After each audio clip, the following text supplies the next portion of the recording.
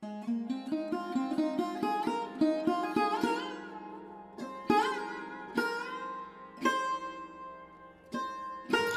el tema es un poco audaz.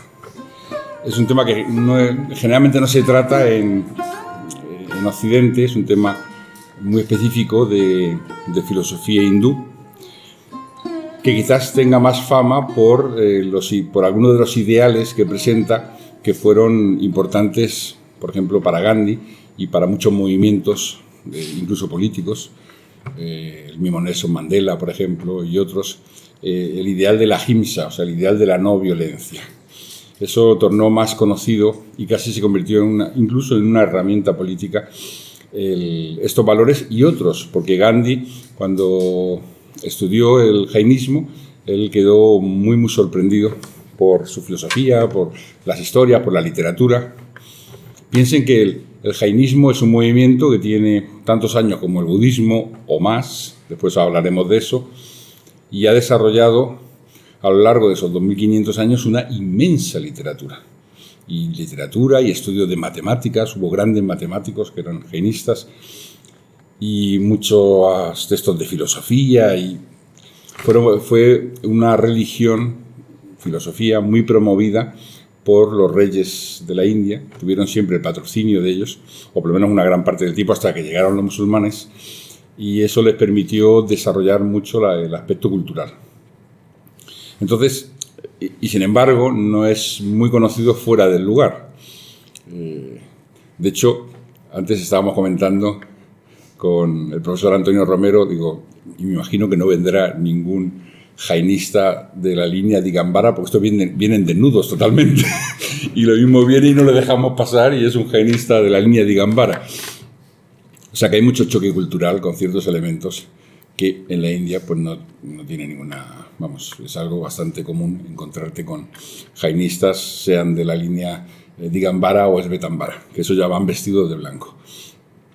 Pero en realidad el por qué decidí hacer esta charla y obligarme a estudiar un poco el tema debe ser una afirmación que hace Elena Petrovna Blavatsky.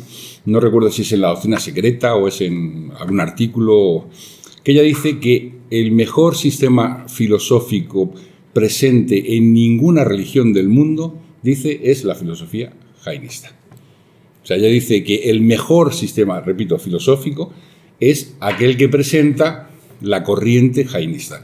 El más parecido a lo que presenta la doctrina secreta como planteamientos, luego la teosofía, etcétera, es cómo se plantean los temas y los conceptos y la cosmovisión que tienen los jainistas.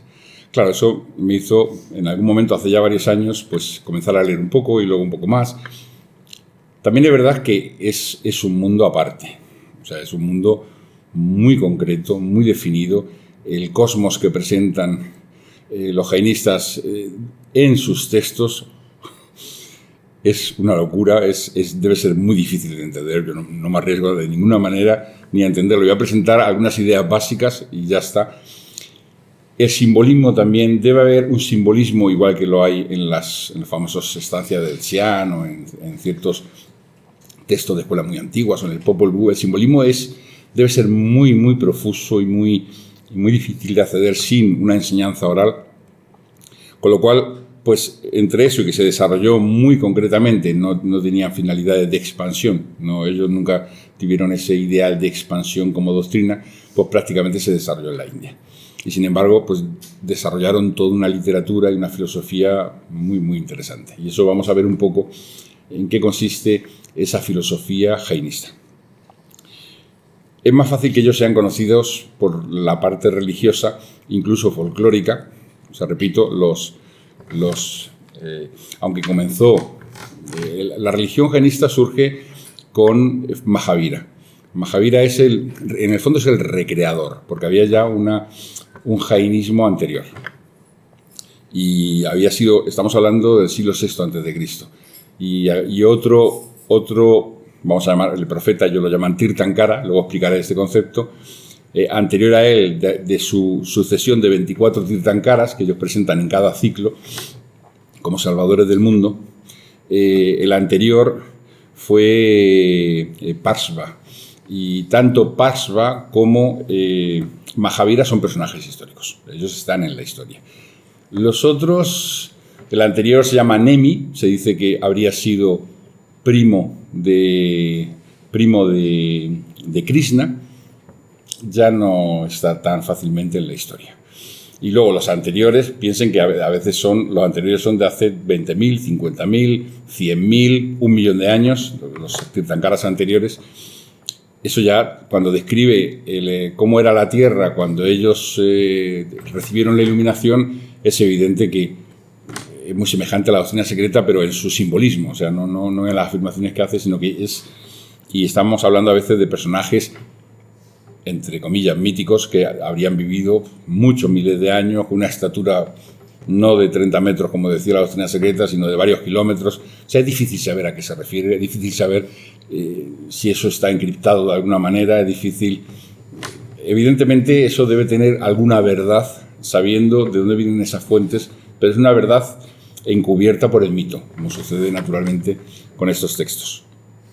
Entonces vamos a ver que hay una serie de elementos en esta religión que, por un lado, la hacen muy semejante al budismo, hasta el punto que cuando el Buda se retira como príncipe de Kapilavastu y dice que quiere encontrar la verdad, que quiere saber por qué sufren las personas y cómo remediar ese sufrimiento y convertirse en un poder de salvación, él comienza como sramana. Los sramanas eran los jainistas, o sea, los sramanas eran los que se retiraban al bosque, esos eran los sramanas.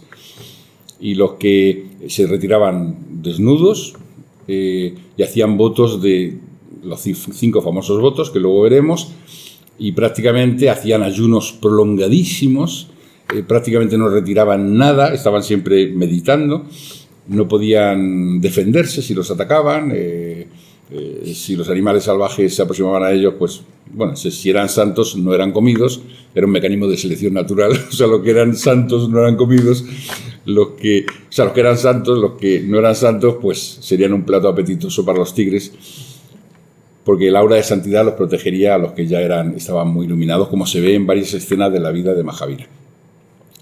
Y el budismo, hay muchos conceptos que son semejantes, incluso el nombre de los Tirthankaras a veces es Arats, son los Arats o los Tirthankaras, que era un nombre que luego se usó en el budismo como iluminados. Y hay muchos elementos semejantes. La verdad es que es como si se hubiesen también lo que nosotros conocemos de Mahavira y del Buda es muchas veces 8 siglos después. Entonces es posible que lo que nosotros ya sabemos de cierto, cuando ya se escribieron textos, es muy posible que muchas tradiciones se hayan entretejido semejantes al Buda y a Mahavira. Hubo relación, no se sabe si se conocieron o no se conocieron, incluso me imagino que alguien llegó a afirmar que eran la misma persona vista desde diferentes ángulos. Bueno, el tema de la historia y del mito es siempre muy difícil. Pero es curioso porque también marcaron su diferencia. Hay un texto del Canon Pali. El Canon Pali ha sido no íntegro, una muy buena selección de casi 1000 páginas de fragmentos del Canon Pali. Ha sido editado en español hace muy poco tiempo y es un libro que es un tesoro. Y uno de los discursos, los discursos largos, medios y los cortos, en uno de los discursos, no están todos, el Canon Pali entero son unas 4000 páginas. Y además está como resumido para que no sea tan repetitivo, pero en uno de ellos aparece uno de sus discípulos que se ha convertido al budismo y le hace una pregunta que él no llega a entender. ¿Él va a reencarnar o no va a reencarnar? Y le dice, el alma de un arat cuando muere reencarna o no reencarna. Y le dice el Buda, esa pregunta no procede. Y se queda muy molesto. Como que no procede. O encarna o no encarna. O sea, no puede haber. Y se la vuelve a repetir y él le dice que son afirmaciones que no tienen sentido, no proceden.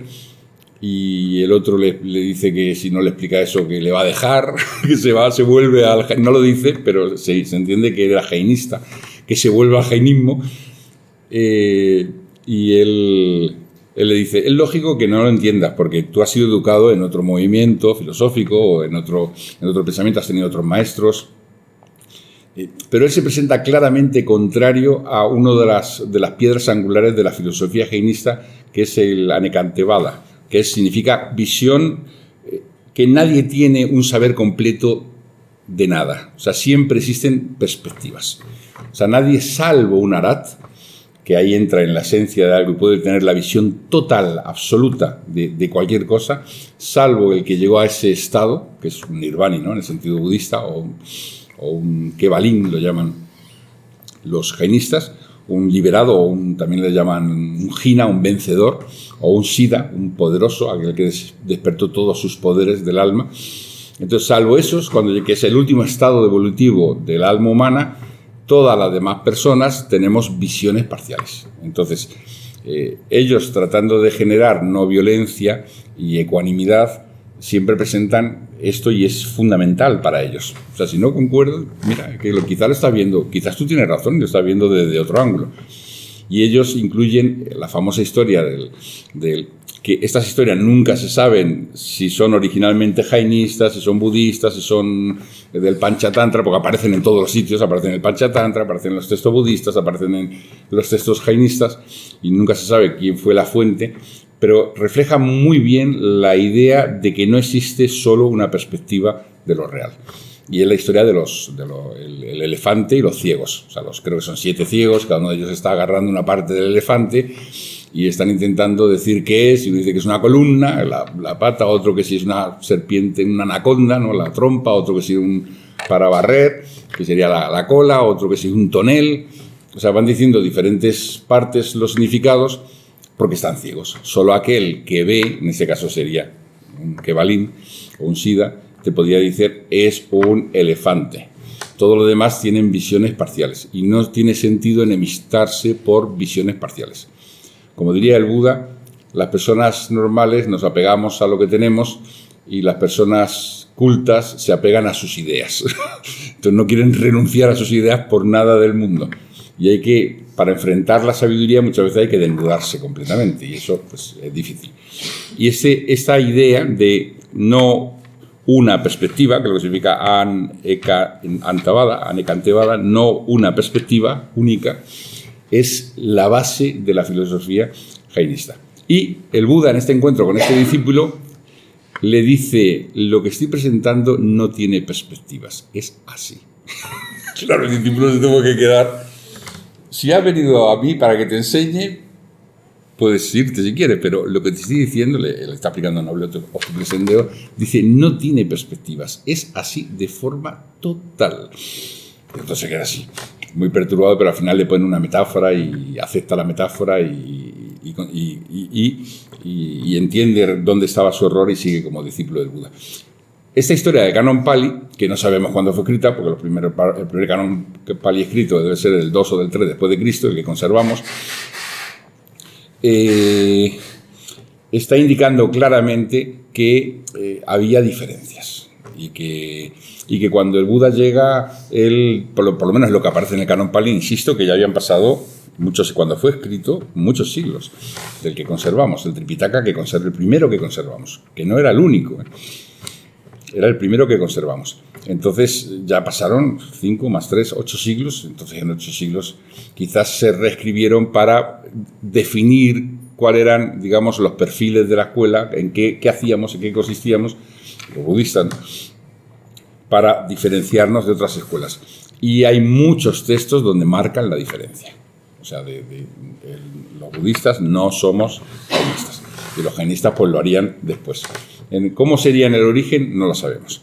Y los elementos de la filosofía jainista son diferentes e insisten en otros elementos que la filosofía budista. Y sin embargo, en el jainismo está la cosmovisión del jainismo es más profunda respecto a la cosmovisión esotérica que la del budismo. Tendríamos que irnos al budismo esotérico ahí ya podríamos comparar. Pero si no vamos al budismo esotérico, quizás o el Vajrayana o más incluso, quizás más todas doctrinas superiores aún al Vajrayana, que son las que presenta resumidas Blavatsky en su doctrina secreta, la doctrina de Kalachakra, por ejemplo. Salvo esa, quizás la que más se asemeja a la cosmovisión esotérica según decía Blavatsky, sea la jainista. Entonces vamos a ver por qué, vamos a ver algunos elementos. Lo primero de ellos es la doctrina del Jiva. Esa es una doctrina importantísima que para los que hemos estudiado en Nueva Acrópolis es la doctrina de Atma. Prácticamente lo que nosotros enseñamos sobre Atma es lo que ellos enseñan sobre Jiva. Ellos dividen siempre entre un Jiva y un Ajiva, que podría ser, estamos hablando de sustancias, es una palabra que ellos dicen draivyas, son sustancias infinitas, son sustancias omnipresentes, son siempre las mismas, no tienen variación, o sea, tienen modos. Es curioso porque la filosofía del jainismo a veces es muy semejante a la de Spinoza. Hay modos en la sustancia, pero la sustancia es eterna, es infinita, y ellos hablan de 6 sustancias. Una de ellas es el ser, o sea, es el sujeto, es el yo, es el jiva. Y las otras 5 son las no jiva, que sería el no yo. Curiosamente, en el budismo, en el más antiguo, vamos a encontrarnos siempre cómo el yo se libera examinando todo lo que hay en él y fuera de él para darse cuenta de que no es él. O sea, para separarse y así desarraigarse y separarse de todo aquello que crees que eres tú, mas no eres tú. Esa doctrina es muy también del jainismo. Hay muchos elementos que se repiten. Entonces, el jiva porque ellos no aceptan un Dios. O sea, debe ser de las pocas religiones en el mundo sin Dios. O sea, no existe Dios, existen 6 sustancias. Esas 6 sustancias son eternas. Lo impregnan todo, nada está fuera de ellas. Y de ellas una son los jivas. Los jivas es una sustancia, pero no se dice que sea un ser, es una sustancia que en sus diferenciaciones más pequeñas se convierte en jiva. Y los jivas son unidades eternas. O sea, son unidades eternas, unidades inteligentes, conscientes, y son las que se encadenan al mundo y las que tienen que liberarse del mundo. O sea, se encadenan al no jiva, a las otras 6 sustancias, quedan encadenadas a las otras 5 sustancias, y ahora tienen que liberarse. Cuando tienen conciencia de que están prisioneras, que es en un estado determinado del jiva, hasta que no tiene mente, hasta que el jiva no posee mente, no puede, o trabaja con la mente, no puede adquirir conciencia de sí. Cuando el jiva quiere conciencia de sí, puede, si quiere, comenzar el camino de la liberación, o puede, si no quiere, meterse en el mundo más y más hasta que el karma le recuerde y el sufrimiento que no es ese el camino. O sea, el jiva lo sabe todo. Es interesante porque piensen ahora que cada ser humano es un jiva, y cada célula es un jiva, y cada átomo, el alma de un átomo es un jiva, y el alma de una célula es un jiva, y el alma de la Tierra es un jiva. O sea, toda unidad que hace que la naturaleza viva, porque si no hay esa unidad no hay vida, toda unidad que hace que todo exista en su infinidad, porque para los jainistas son infinidad de jivas, en su infinidad, cada uno de ellos es infinito en su sabiduría, en su poder, en su presencia, en la relación con los otros. Cada jiva está relacionado con todas las unidades vivas que hay en todo el cosmos. Es una idea muy interesante. Piensen ahora, nosotros lo estudiamos un poco así en las tradiciones esotéricas. Todo ser, o sea el ser de una célula, de un átomo, de una civilización, de una jerarquía angélica, de del cosmos, de una galaxia, todo lo que existe como unidad, la unidad es determinada por el jiva, nosotros mismos. Nosotros somos un jiva, sería el ser interior, el ser absoluto dentro de nos, el eterno, y al mismo tiempo está en un cuerpo que funciona con miles de millones de células, cada una de ellas con su jiva. Cada una de las células se mantiene en su estructura gracias a trillones de átomos, cada uno de ellos con un jiva. O sea, toda unidad viva es un jiva, y cada jiva es infinito en su sabiduría, solo que no puede, pero está prisionero por el karma. Está prisionero en una estructura mineral, ellos lo llaman estructura de sentidos. Jiva con solo un sentido, jiva con 2, con 3, con 4, con 5, También lo diferencian en jiva inmóvil, que serían las piedras, y jiva móvil, que sería el resto de los reinos. Entonces, en esa diferenciación están diciendo cómo es el jiva, pero es cómo está prisionero el jiva en el escenario de la manifestación. El jiva como tal es infinito. Simplemente que hasta que no adquiere conciencia de sí, que eso sería el ser humano, no puede reflejar en esa conciencia de sí su naturaleza y no puede realmente... Puede empujar, porque todo lo que existe empuja hacia la liberación. O sea, la piedra está empujando el jiva desde su mundo, digamos, distante para la piedra, porque está replegado completamente, está empujando para que la piedra sea más perfecta. O sea, los jivas empujan para que todo sea más perfecto, más, y cuando llega al ser humano en una dimensión moral, y ahí llegaría la purificación, y como el ser humano es consciente ya del karma, pues llegaría para llegar a la liberación en base a la ausencia, a la purificación del karma. Para ellos el karma no es una ley de causa y efecto. Para ellos el karma es una sustancia. Es una idea curiosa. Es una sustancia que es materia, pudalia, que es la palabra para materia, pero es una materia que no tiene los agregados suficientes para ser lo que nosotros llamamos material. Y que esa materia es imperceptible por ningún medio, es más veloz que nada, o sea, su velocidad es infinita, más que la luz, y no solo, muchísimo más, es infinita, y se agrega hasta que obliga, en cierto modo, al jiva a asumir determinadas conductas, pero es una sustancia. El karma es una sustancia, es la sustancia que rodea al jiva. Esa sustancia es atraída por el jiva en su ilusión con respecto al mundo, o en la presencia con respecto al mundo. Según los svetambaras o los digambaras, uno de ellos dicen que se pega al jiva, como si fuera un traje. Otros dicen, no me acuerdo quién decía quién, creo que son los digambaras, los que dicen que no se pega, que el jiva es el sol y el karma que se va añadiendo, que es una materia extremadamente sutil, es como una nube. Entonces la nube no se pega al sol, el sol está en su universo, en su mundo, y la nube está en el suyo. O sea, está ya en la tierra, y simplemente la conciencia, que seríamos nosotros, pues no es capaz de percibir el jiva, o sea, el Dios inmortal dentro de uno con todo su poder, porque el karma es como una nube que... Sí, es una nube, pero aunque haya nube sabemos que es de día. No vemos el sol, pero es de día. Entonces, lo que prueba que hay un jiva que está ahí, que está empujando. Entonces, esa doctrina del karma es muy curiosa, porque todo lo que hace el jiva, o sea, el ser, cuando ya llega a la condición humana, para liberarse es deshacer el karma. Evidentemente tiene que no provocar nuevo. O sea, eso implica un discernimiento. Pero incluso no provocando nuevo, el que tiene ahora tiene que irlo deshaciendo, como disolviendo. Usan la palabra disolviendo. Y es curioso porque ellos dicen que cuando hay un tipo de materia que tiene un nombre especial, que dicen que cuando la persona se convierte en un siddha y llega ya al último grado, a la liberación, lo que sería se convierte en un kevalino o más, en un tirthankara, dice que en ese momento hace una irradiación que llega al cosmos entero.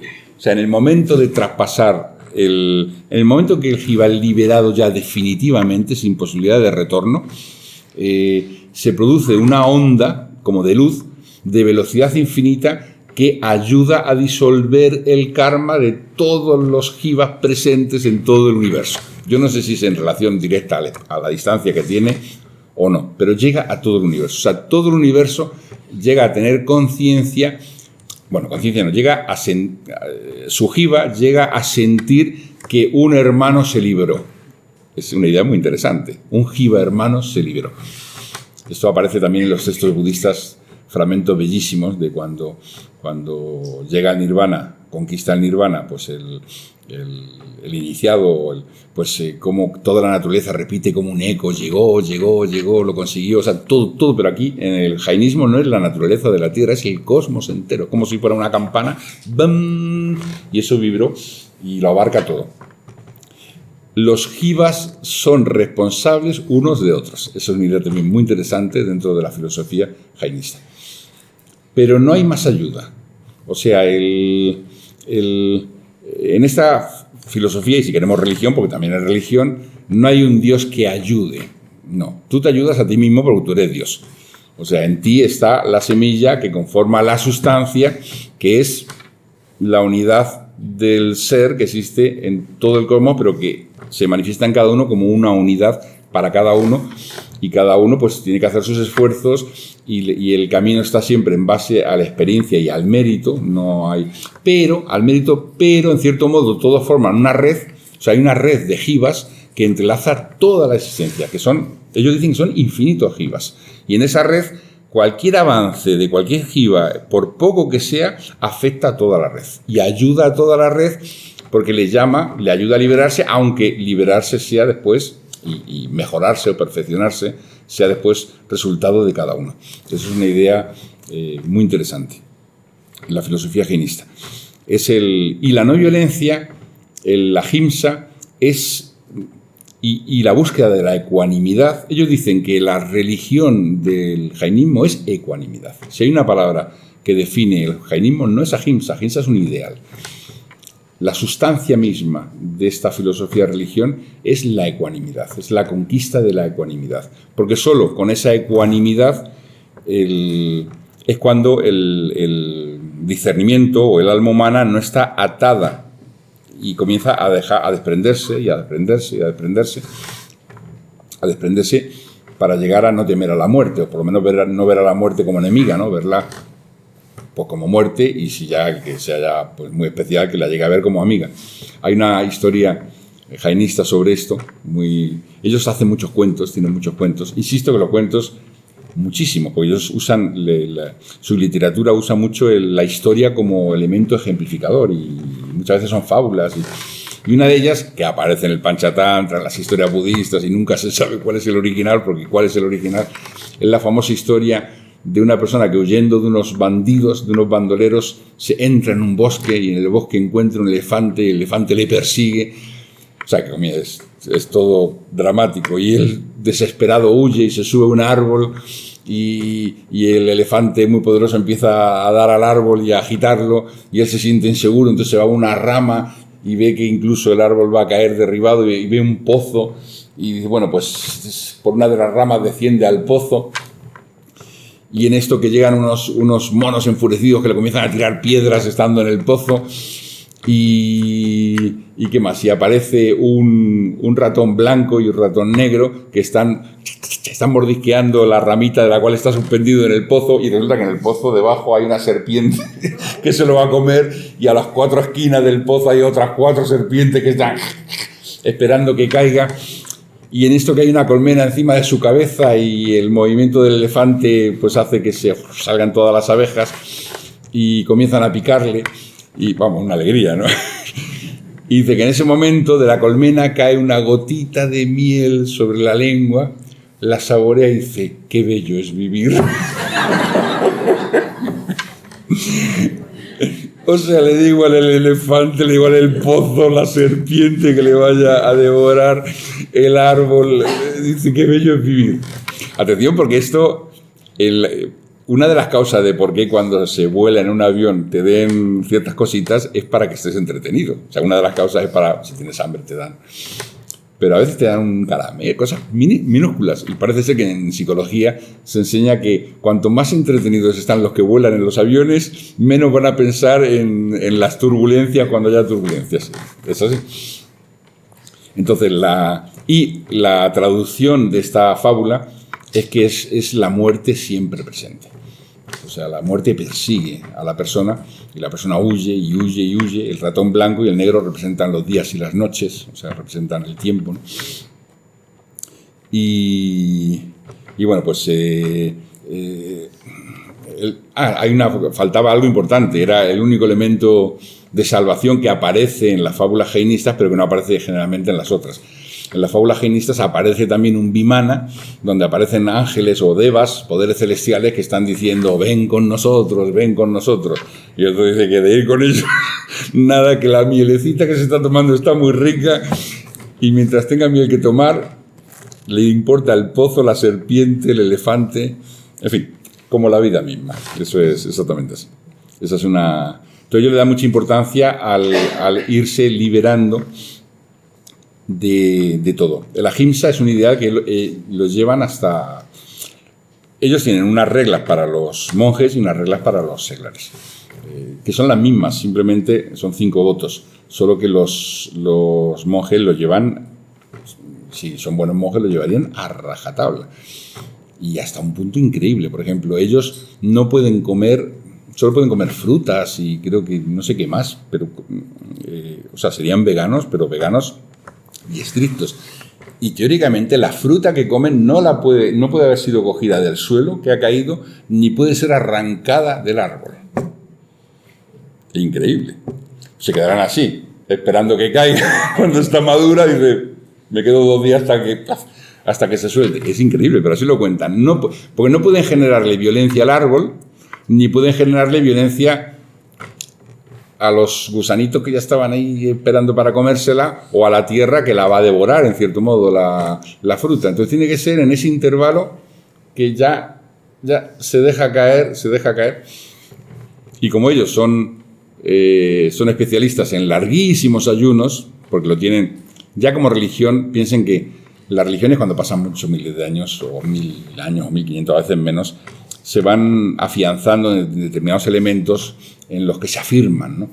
Y en cierto modo muchas veces la sabiduría y la filosofía va quedando un poco de lado para algunos nada más, pero en general se quedan las partes más, algo que lo identifique como religión, y en este caso es el ayuno. O sea, el ayuno es un elemento fundamental. Ayunan un día sí, uno no, y luego 3 días sí, uno no, y van aumentando todo lo que pueden y hacen largos ayunos. Y le dan una importancia, creo que excesiva. En todo caso, la filosofía que hay detrás es irse liberando del deseo de vivir tal y como enseña, y del deseo del alimento, el deseo, ¿no? El deseo y el rechazo son las 2 fuerzas que atan el jiva. Solamente que hasta que no es consciente, como ser humano, no puede evitarlo, forma parte de su naturaleza. O sea, no sé, incluso en las piedras, ¿no? La valencia química es una atracción. Y las polaridades diferentes es un rechazo, no puede evitarlo, pero a partir de la condición humana ya tiene conciencia para intentar evitarlo y liberarse en base a ir dejando de lado, irse purificando de esto. Bueno, esto es una pequeña introducción, vamos a ver elementos que aparecen.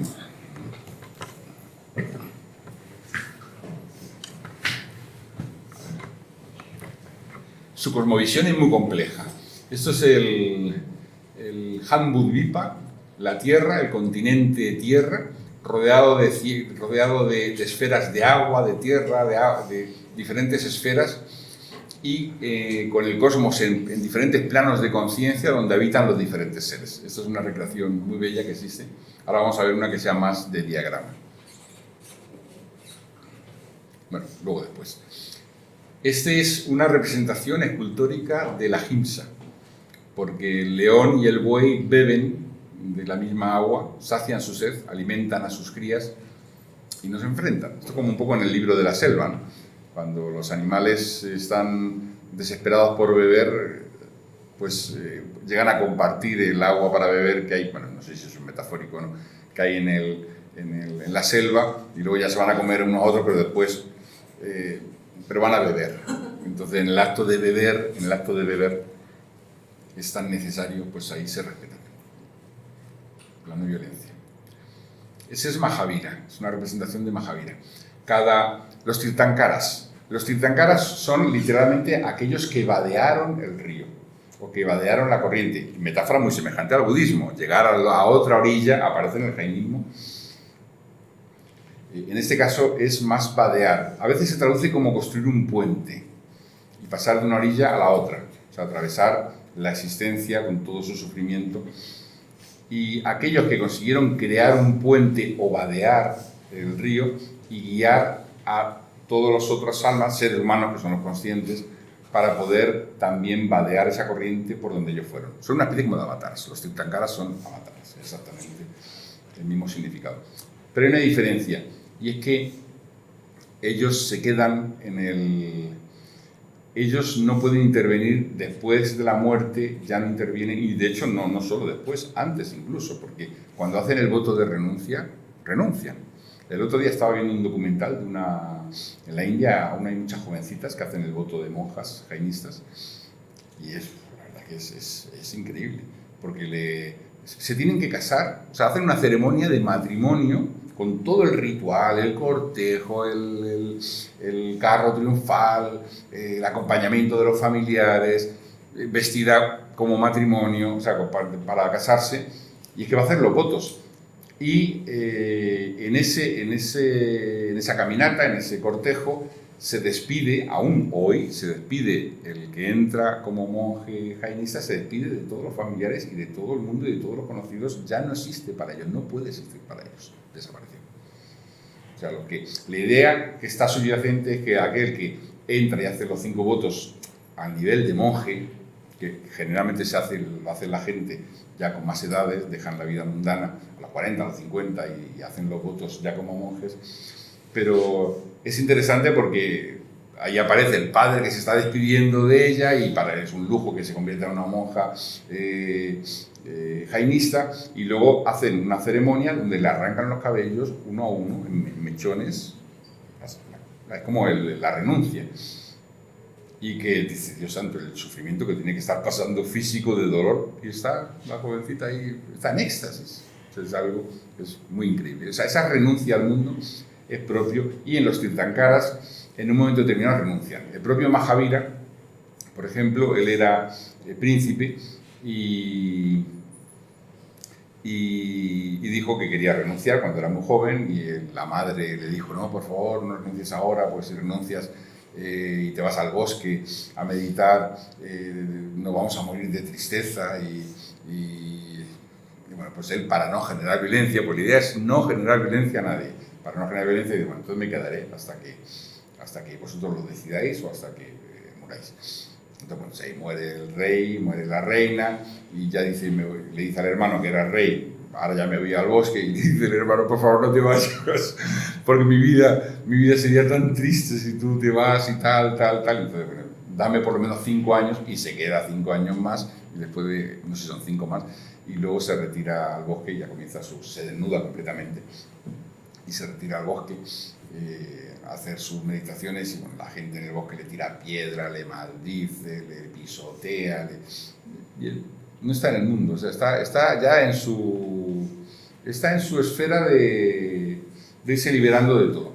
Entonces, si eso sucede cuando hacen el voto, cuando mueren es más o menos lo mismo. Ellos se retiran, se convierten en un liberado, los Tirthankaras en más que un liberado. Está el Siddha, y el Tirthankara es más que eso, porque solo hay un número de ellos fijos en cada ciclo.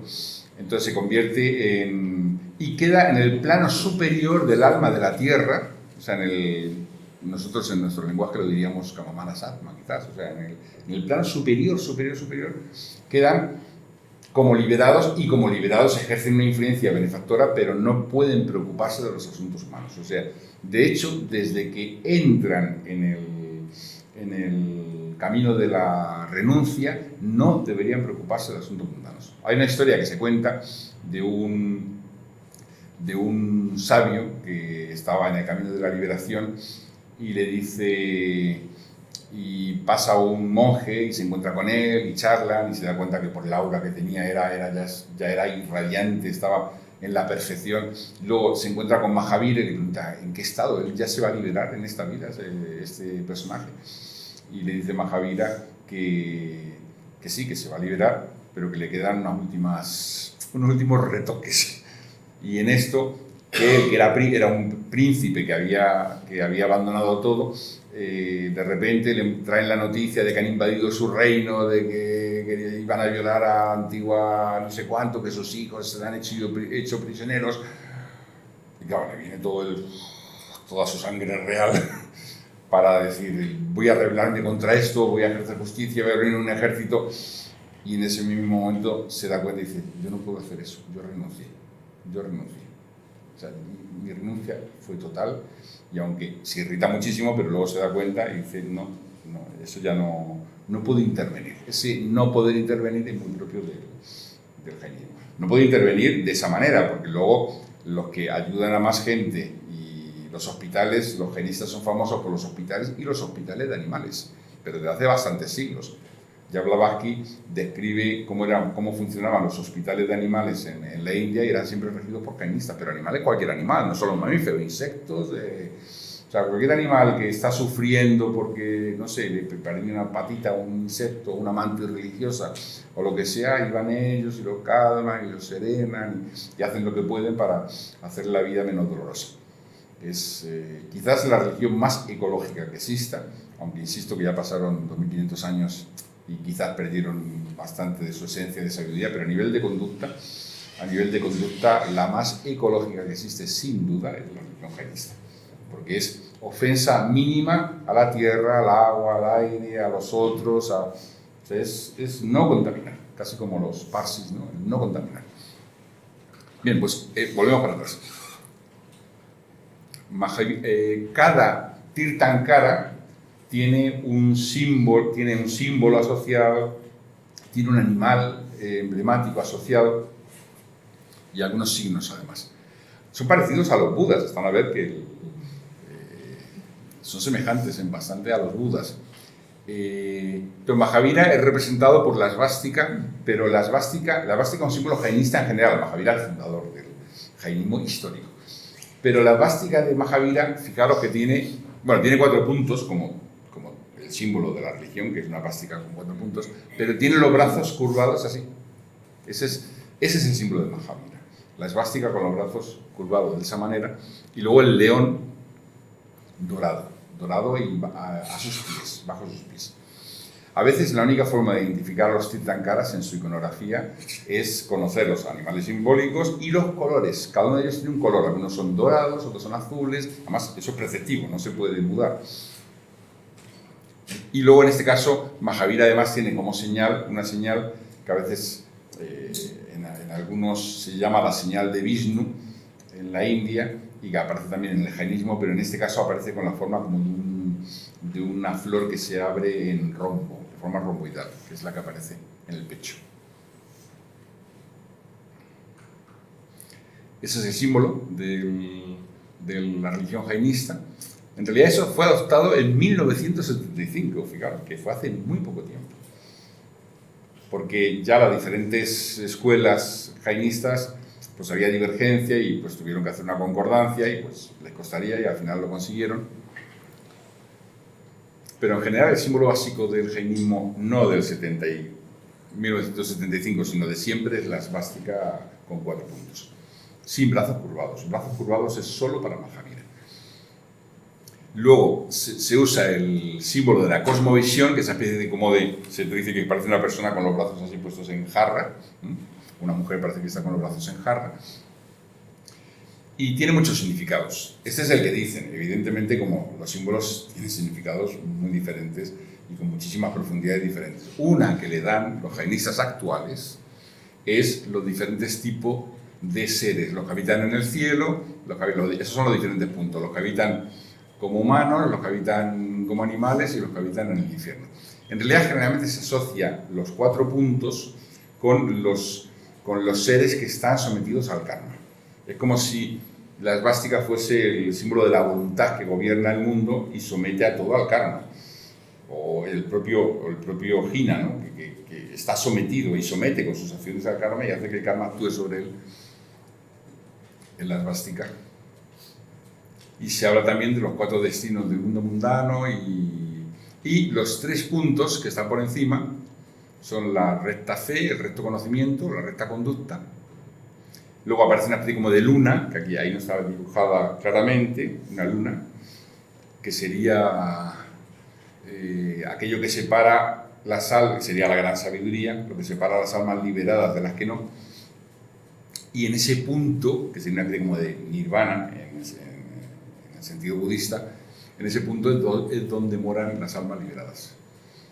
Luego también aparece el símbolo de la no violencia, de ahimsa. Pero es curioso porque el ahimsa aparece con un mudra que es la valla, creo que se llama, es no tengas miedo, no temas.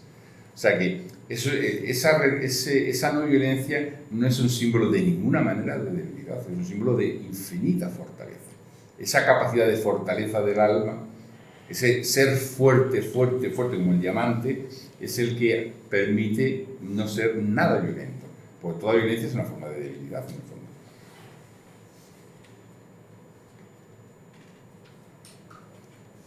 Eso es una de las grutas, tengo apuntado por ahí el nombre, ahora mismo no recuerdo, donde aparecen los diferentes Tirthankaras.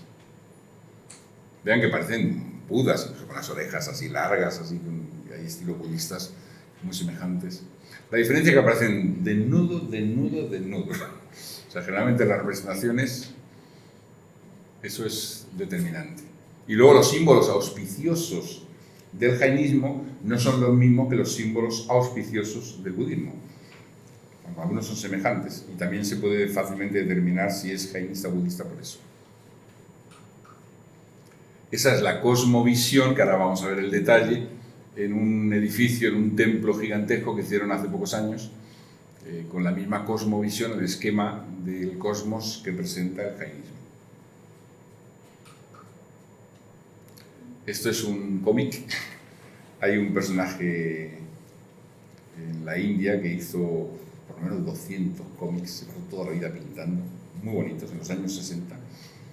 Y prácticamente toda la juventud de la India se educó en estos cómics porque eran todos los fundadores de religiones, todas las historias de la India, todo lo que tenga que ver con la India. Y tiene varios capítulos dedicados a cuentos jainistas y tiene uno dedicado a Mahavira. Y luego, este es el dedicado a Mahavira. Entonces, son los símbolos que anuncian el nacimiento de un Tirthankara. En principio son 16. Entonces, ahí está soñando ella en el momento de la concepción.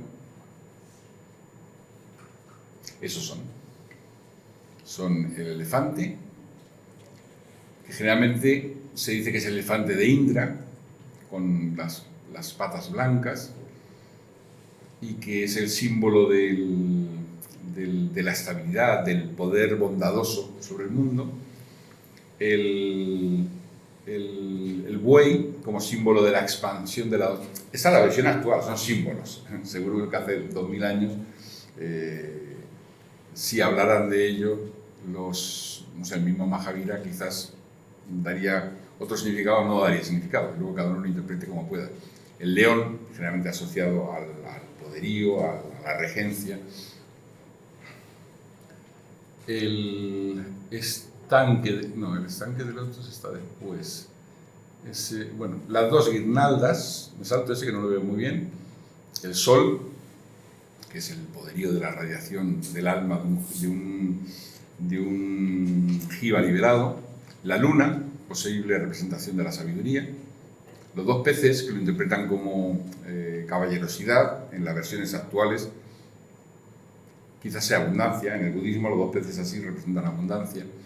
Dos jarros con flores, un estanque de lotos.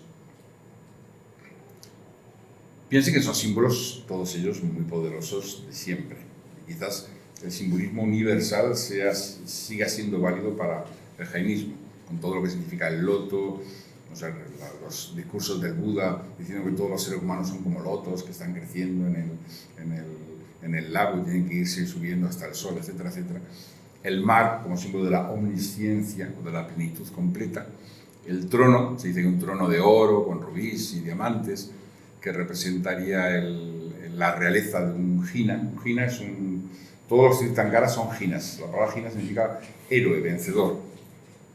Un vimana, un vimana celeste donde van los devas.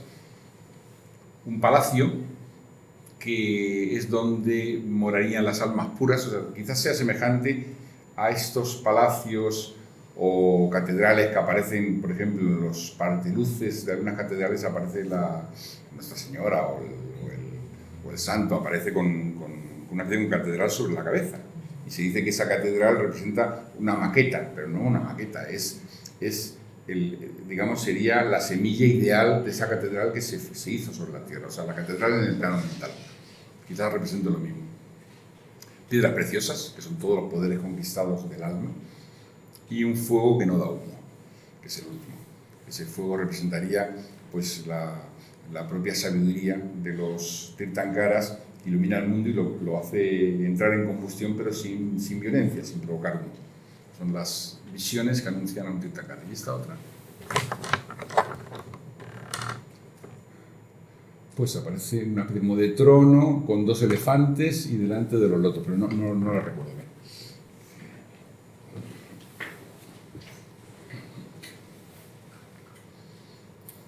Eso es también de un templo jainista, y es curioso porque aquí están haciendo como 5 figuras humanas, están haciendo una esvástica, una especie como de esvástica. O sea, serían como 4 de las direcciones o 5 realmente, con una cabeza central que emerge como si fuera la cabeza de todos al mismo tiempo. Esta es la famosa rueda del tiempo jainista, que incluso ellos tienen representados en algunos templos una rueda gigante con los radios de las ruedas son de diferentes tamaños, no iguales, y eso genera como disonancias en el giro, representando las disonancias en el giro del tiempo según en qué ciclo está o cómo está, etcétera, etcétera. Y tiene 2, es el Asvapani, que es la entrada en la materia, con un sufrimiento que va sumándose más y más, y luego la salida de ella, que es el Utsatpani, que es la segunda mitad del ciclo de creciente felicidad. Los tiempos son tiempos de miles de millones de años. Los tiempos y ese es un ciclo, o sea, es un ciclo de rueda del tiempo. Es un poco como lo que nosotros aprendemos en la doctrina secreta de Blavatsky, de un ciclo de 4 globos, o de 7 globos, mejor. Del globo A, B, C, D, que las almas entran y van teniendo cada vez más relación con la materia hasta que llegan a estar crucificadas en la materia, y luego las humanidades en que también van entrando hasta que llegan a tener el tamaño mínimo, el máximo sufrimiento. Evidentemente viene de lo mismo, solamente que en la religión jainista, o las enseñanzas de Mahavira, lo explicó de esa manera. Entonces la primera parte del tiempo es Susan. Susan es lo mismo que Sukha Sukha. Sukha Sukha es felicidad, felicidad. Sukha Sukha, felicidad, felicidad.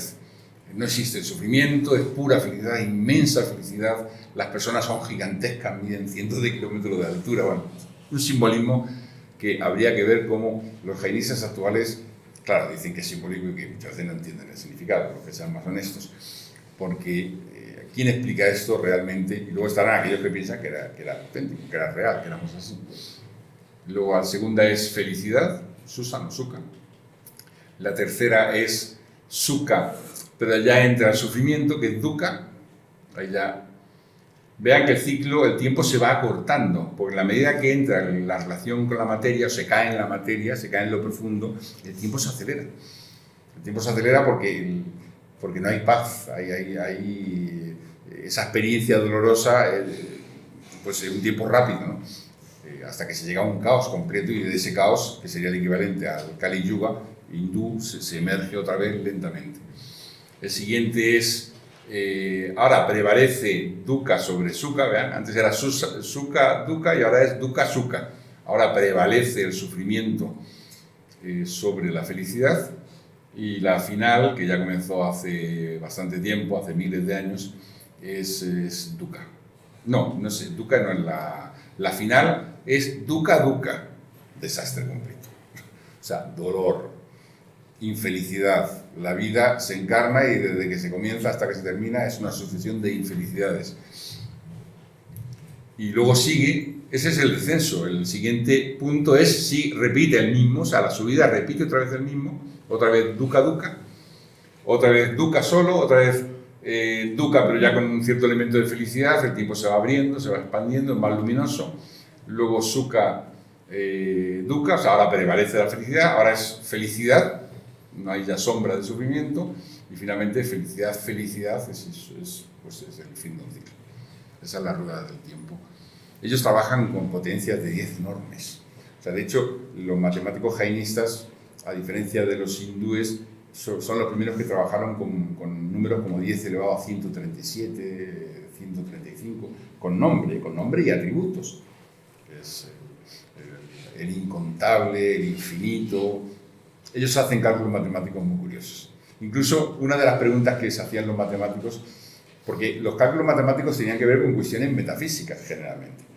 Dice, si el karma de un jiva es tal, ¿qué potencias de 2 necesita para llegar a liberarse? Son curiosísimos los ejemplos matemáticos.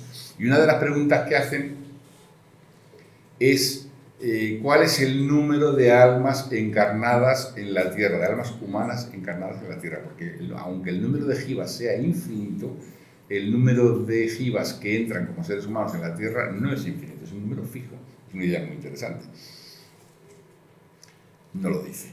Dice no me acuerdo cuál era el número, pero era más o menos entre 10.000 millones, creo que era entre 2 elevado a, no sé si era 20 o 22, no me acuerdo cuánto era, y luego 2 elevado a el doble, la potencia del doble, con lo cual ahí no sabes nada, porque es más o menos te da entre 10.000 millones y 1 billón de almas. Dice, está por ahí.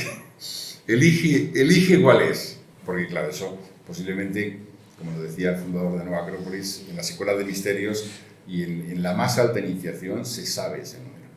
Pero claro, saber ese número exacto, pues, porque si la Tierra llegara tuviera tantos cuerpos como almas y comenzaran a nacer cuerpos sin almas, pues es un anuncio de catástrofe total. Esa cifra lo saben los iniciados y los demás, pues, dicen ambigüedades, pero las dicen. O sea, hay un número fijo de almas. Esas son las 6 sustancias de la vía. Una de ellas es jiva y las otras son la ajiva, que es la no alma. Pero son todas eternas, todas impregnan todo lo que existe, no son superiores unas a otras, no hay superioridad de unas con respecto a otras. Simplemente aquello que es alma tiene que liberarse del karma que está asociado al escenario que crean las otras sustancias, que son materia. El propio karma es una forma de materia, está dentro de la categoría de Pudgala. 2 muy misteriosas, que no las comprendo para nada, a pesar de las explicaciones. Es el Dharma, que para ellos no es la ley de la rectitud, como para el hinduismo. El Dharma para ellos es el movimiento de la vida. Es el propio movimiento, el medio del movimiento. Pero luego para ellos el adharma es el medio del reposo. ¿Qué querrán decir? Luego está el espacio, que el espacio, casa y tiempo, kala, todos ellos son infinitos, infinito, lo impregnan todo, no hay nada en el cosmos donde no exista dharma y adharma, donde no exista materia, donde no exista jiva. Es muy de física o cosmología actual. O sea, no hay un punto en todo el cosmos donde no exista movimiento, donde no exista reposo, debe ser las islas que se hacen de reposo relativo, como el centro de una galaxia, en cierto modo es un punto de reposo. Donde no exista materia, donde no exista espacio, que está hecho de infinitos puntos, no es un número limitado. Igual que no es limitado los jivas, no son limitados los átomos de espacio ni los átomos de tiempo. El universo no nació en ningún momento, el universo es infinito, siempre fue infinito, nunca deja de ser infinito. Simplemente, además hay argumentos bellísimos sobre lo absurdo que es pensar en un Dios creador en el tiempo del cosmos. Esos son los 5 votos. El voto de la no violencia, el voto de la verdad, Satya, que por ejemplo Gandhi lo convirtió casi como en una herramienta política de lucha, el Satyagraha, lo explica muy bien en su biografía, cómo esa búsqueda de la verdad se convierte en algo que se impone y se mantiene y se sostiene frente a todos, cueste lo que cueste. La rectitud en base a la verdad. Luego el no apoderarse de nada que no haya sido ofrecido, o sea, no robar en las estrellas, pero en todos los planos de conciencia, en todas las situaciones, circunstancias. El brahmacharya, que es el voto de castidad, que es absoluta para el monje que hace los votos, y para los demás, pues ellos explican que consiste en fidelidad a la pareja. Y el aparigraha, que es el no adherirse. Es curioso porque la palabra pari significa en las 4 direcciones del espacio. Y graha es adhesión. O sea, nosotros nos estamos continuamente adhiriendo a las cosas, o sea, creamos vínculos con la materia en las 4 direcciones del espacio, en base al deseo, por ejemplo. Entonces el A es el no. Entonces no crear vínculos de todo lo que te acomete en las 4 direcciones del espacio. Esa es la llamada bandera jainista, que usa una serie de colores que son simbólicos para el jainismo, aunque la bandera no sea tan antigua, los colores sí, y que representan los planos de conciencia donde moran los diferentes seres en el jainismo. Humanos superiores, o sea, en la vía superior, vamos a ver después, no en la vía que lleva a la animalidad. El azul oscuro, los ascetas, o sea, los que desarrollan el ideal de la no posesión. En el verde, los adeptos, que son aquellos que enseñan, no los adeptos en el sentido teosófico, sino aquellos que enseñan a los monjes, que está asociado al brahmacharya también, es el verde. El amarillo serían los maestros de los adeptos, los acharyas, y está asociado al no robar. El rojo serían los siddhas, que son ya las almas que alcanzaron la salvación y la verdad, o sea, los liberados, como poderosos, que está asociado al satya, la veracidad. Y el blanco sería donde viven los arhats o los tirthankaras, o sea, aquellos que ya conquistaron todas las pasiones y alcanzaron la conciencia y la dicha eterna y tienen la omnipotencia del jiva. O sea, ellos son jiva, ya no hay nada que no sea jiva en ellos, con lo cual ellos son omniscientes, omnipotentes, en vínculo con todo lo que existe, unidos con el yo universal. Y esta es la visión del cosmos, que es muy bella, muy interesante, porque en muchos sistemas religiosos o de simbolismo se habla de la subida a la montaña de la perfección. Entonces, en cierto modo, las almas van subiendo la montaña de la perfección, que es como un triángulo, una pirámide, y donde esa pirámide de la existencia se une con un rombo, el rombo también es una figura importantísima a nivel simbólico, y cuando se une y intersecta con el rombo del mundo ideal, en esa intersección viven los humanos que tienen conciencia y los animales que la están empezando a desarrollar, ya tienen sus primeros atributos. Ellos son los primeros que primero los jainistas otorgan sensibilidad a todo.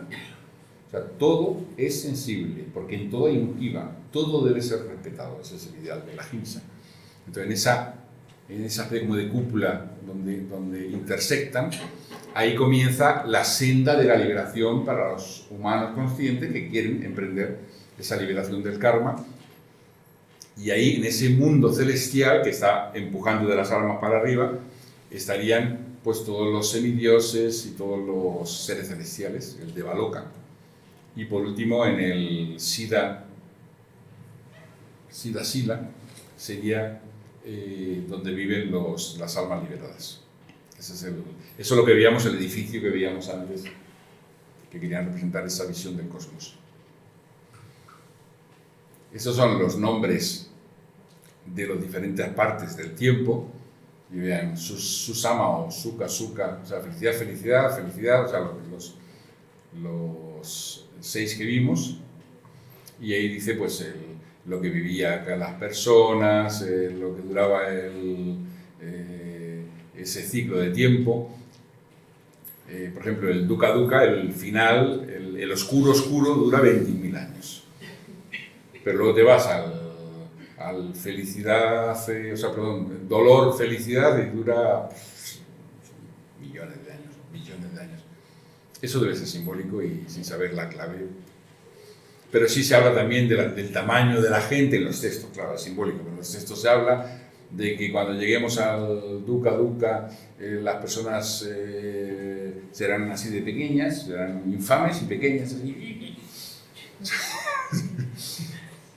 Y después ya sube, ya vivirán 20 años, ya después llegan a tener más pies, y ya son gigantes, en 7, 10 pies, pues ya Hércules, más que Hércules, bastante más. Vivirán 120 años, después vivirán decenas de miles de años, al final miden, pues fíjate, 6 millas de altura, los que viven en el Sukha o Susama. Ya está. Y después tenía varios artículos. Hay uno de ellos muy interesante. ¿Hay artículos? Son imágenes. Luego había textos de Word. No, da igual, ya lo que quería decir, ahora. También ellos hicieron un contributo muy especial en la lógica. porque con la perspectiva esa del no solo una visión, en la meta antievada, ellos desarrollaron una lógica que no es diferente de la aristotélica y que es incluso que es exclusiva de ellos, porque ninguna de las escuelas de filosofía de la India tuvo esta forma de pensar. Porque una de ellas es, ellos siempre comienzan el siat, que significa quizás, o en cierto modo. O sea, en cierto modo A es igual a B. O sea, no dicen A es igual a B. Dicen, en cierto modo A es igual a B. En cierto modo A es diferente de B. En cierto modo A no es ni igual ni diferente de B. En cierto modo es inexpresable. En cierto modo es inexpresable y es igual a B. En cierto modo es inexpresable y es diferente de B. Y en cierto modo es inexpresable y no es ni igual ni diferente de B. Tiene 7 categorías lógicas. Entonces todas las afirmaciones las van entrelazando con esas 7 categorías lógicas. Y claro, pues eso le da mucha ecuanimidad. Porque cuando alguien les enfrenta y dice, quizás... En el fondo es verdad, Sócrates es mortal. Es mejor decir, quizás Sócrates es mortal, porque si Sócrates es mortal, ¿significa que no hay vida después de la muerte para Sócrates? Sí, pero ya no es Sócrates, ¿no es Sócrates? O sea, ser categórico siempre es un peligro. Por otro lado, hay ciertos elementos, hay que ser categórico. Un edificio, la mujer está embarazada o no está embarazada, quizás está embarazada. Sí, puede tener un embarazo psicológico, pero tiene un embarazo psicológico o no lo tiene.